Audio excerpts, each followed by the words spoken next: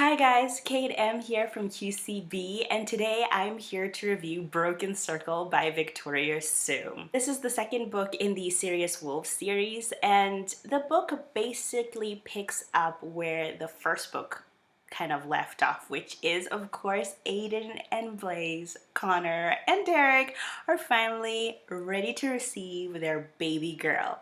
Of course, most alpha types don't deal quite well with the whole pregnancy thing, so the book starts kind of on a humorous tone with Blaze kind of not knowing what to do with himself to help Aden give birth. At the same time, he hates seeing the guy that he loves in pain. He's ready to kind of like just have the baby come and get it over with. Things are not going so well with the whole werewolves in the military initiative. I mean, both sides are very hopeful, but unfortunately there seems to be a new terrorist group in town who calls themselves the Winter Circle. It kind of hints that they are a werewolf terrorist organization that's anti-werewolves in the military. And so they kind of put a stopper in that, especially when they kill Senator Mason, because then the US military is like, okay, you wolves must have a leak somewhere. At the same time, the Orion Circle is still looking for the, let's call him a mad scientist.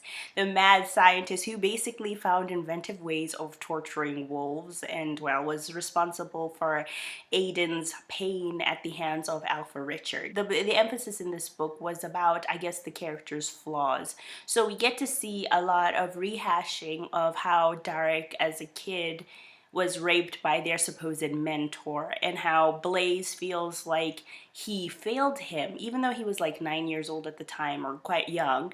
He still has this feeling that he was unable to protect him, and that is his role in their lives. So the birth of the new baby kind of brings back those feelings that he couldn't protect Darric when he was younger. He didn't manage to protect Aden from getting kidnapped, and so how is he going to deal in protecting his little girl, especially with this new threat of the Winter Circle coming into play. In typical alpha male style, he goes on a run and kind of gets lost in his thought, and the crazy pack doctor finds him and basically holds him and tortures him for information. He asks him, you know, how did your omega get pregnant? Because I want to be able to replicate it and sell it to the masses. Blaze is unwilling to tell him that it can't be replicated because it's something that's specific to Aden, and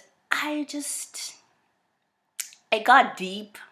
They really start torturing him in all kinds of ways. I mean, physical torture, mental torture, there's even threat of rape torture. And unfortunately, Blaze can't call out through the telepathic bond to his mates and tell them where he is, because Dr. Madden has found a drug that would inhibit his alpha powers. And so poor Blaze kind of has to sit tight and try not to lose his mind and spill the beans during this time. Meanwhile, back at the farm, Conner and Darric are trying very hard to keep the search going on for Blaze, Dr. Madden, and identify the leak and find out what the Winter Circle is up to and assuage the military all at once. Unfortunately for them, Aden, he kind of stumbles back into Dr. Madden's clutches. Luckily, Conner and Darric arrive to save the day.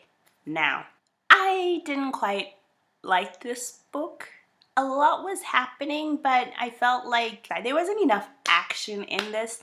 And then when the action did come, it was mostly of a torture kind. I really dislike when an author is writing a really short trilogy, okay? It's not a long series, guys. And in the second book, one of the main characters dies.